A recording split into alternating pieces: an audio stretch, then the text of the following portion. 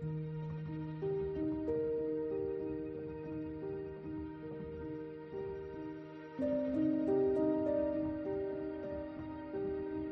সন্ধ্যা বন্ধুরা। আজ একটু অন্যরকম ভিডিও। আজ রাতের রান্না দেখাবো তোমাদের সাথে। সচরাচর রাতে তো রান্না করি না, তবে আজ একটু করব। তুতানের ইচ্ছা হয়েছে ওর বন্ধুকে খাওয়াবে, তাই মাঝে মাঝে সন্তানদের ইচ্ছেকে প্রাধান্য দিতে হয়। তবে ছিলাম না বাড়িতে, দুপুরবেলা পুজো স্নান সব কিছু সেরে রান্নাবাড়ি করে খাওয়া দাওয়া করে চলে গেছিলাম। তুতানের পড়া ছিল, তাই রায়গঞ্জে। আজকে তো পড়া থাকে রবিবারে, তো রবিবারের পড়া টড়া কমপ্লিট করে আমরা পুলিশ এক্সপ্রেস ধরে বাড়ি ফিরে এসেছি। বাড়ি ফিরে এসে যে এই কাজটুকু করার, ছড়ানো ছিটানো যেগুলো ছিল সেগুলো গুছিয়ে ভগবানের সেবা পুজো দিয়ে শয়ন দিয়ে চলে এসেছি রান্নাঘরে। আজ রান্না করবো একটু পনির ফ্রাইড রাইস আর মটন কষা আর চাটনি, দই মিষ্টি। এই তো হচ্ছে আজকে রাতের খাওয়া দাওয়া। ওদেরও ইচ্ছে হচ্ছে একটু ভালো খাবার দাবার খাবে, আর হচ্ছে খাওয়াবে। তো চলো আজকে রাতের রান্নাবাড়ি খাওয়া দাওয়া বেশ জমিয়ে সবাই মিলে একটা আড্ডা হবে। শীতের রাত্রি এইসব খাবার দাবার ভালোই লাগে খেতে, কিন্তু রাতে আবার একটু রিচ খাবার দাবার ভয়ও লাগে। তো চলো হালকা পাতলা করে রান্নাগুলো করব।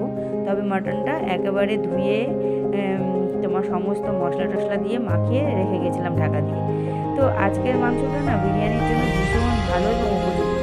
যেহেতু এতক্ষণ ধরে মাখানো আছে, আজকে মাংস রান্নাটাও তাড়াতাড়ি হবে। তবে মাংস রান্না আগে আমি কড়াইয়ে করতাম, অনেক সময় দিয়ে করতাম, কিন্তু এখন প্রেশারেই করি। প্রেশারে ঝটপট করে করে প্রেশারের মাংস যে খারাপ হয় তা হয় না, কিন্তু একটু বুদ্ধি করে একটু নিজের মতো করে সুন্দর করে কষিয়ে নিতে হবে আগে, তারপরে 3-4টে সিটি দিলেই মাংস হয়ে যায় ঝটপট। আর আজকের মাংসটা তো একদম সত্যি সত্যি ভীষণ সুন্দর হবে যতক্ষণ ধরে মাখা আছে মশলা দিয়ে। এদিকে কড়াইয়ে তেল গরম হয়ে গেছে, কড়াই গ্যাসে বসিয়ে দিয়েছি, তেল গরম হয়ে গেছে, আর ওর মধ্যে দিয়ে দিলাম একটু আদা কুচি। এখন হচ্ছে ফ্রাইড রাইসটা আগে করব, চাটনি করব, তারপরে মাংস করব। তো দেখো একটু আদা কুচি দিয়ে এবারে এই আদার মধ্যে পনিরগুলোকে দিয়ে দেবো। পনিরগুলোকে ছোটো ছোটো করে কেটে রেখেছি। পনির পনির দিলে না একটু ফ্রাইড রাইসের টেস্টটা বেশি ভালো আসে। তো পনিরটাকে বিনা হলুদে, মানে হলুদ ছাড়া আর কি, আমি একটু ভালো করে সুন্দর করে ভেজে নেব। আর আজকে ফ্রাইড রাইসটা সাদা তেল আর ঘি মিলিয়েই করব। কেননা সাদা তেল দিব অল্প, এত ঘি দিলে না এখন আর সহ্য হয় না, অ্যাসিড হয়ে যায় সবার। ওই জন্য আর রাতে যেহেতু দুপুরে হলে তাও মানে সহ্য হয়ে যায়, রাতে তো হালকা পাতলাই খেতে হয়। আর সমস্ত সবজিগুলো কাটা হয়ে গেছে, দেখালাম তোমাদেরকে। ক্যাপসিকাম, গাজর, বিনস, কাঁচা লঙ্কা আর আদা তো দিয়েই দিয়েছি।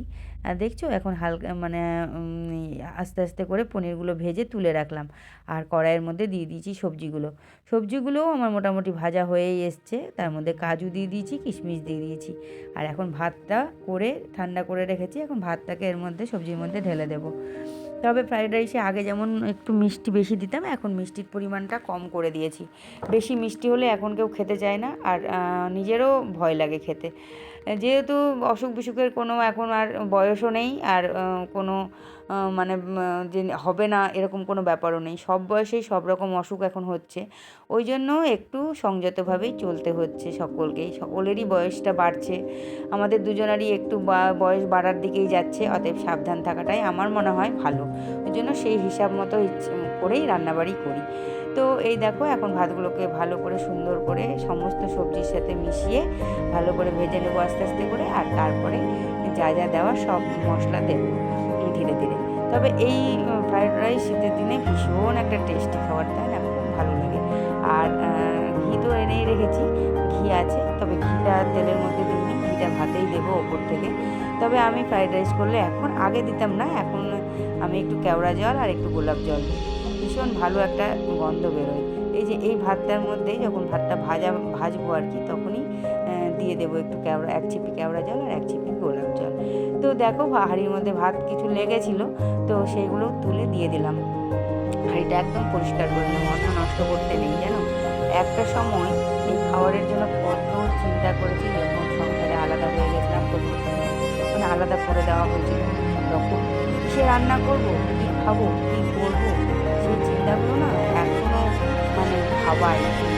দিন কাটিয়েছি, কত কষ্ট করেছি, মানে কী বলবো, ভীষণ ভীষণ চিন্তার মধ্যে দিয়ে একটা সময় কাটিয়েছি, একটা কত সংযত হয়ে কাটিয়েছি।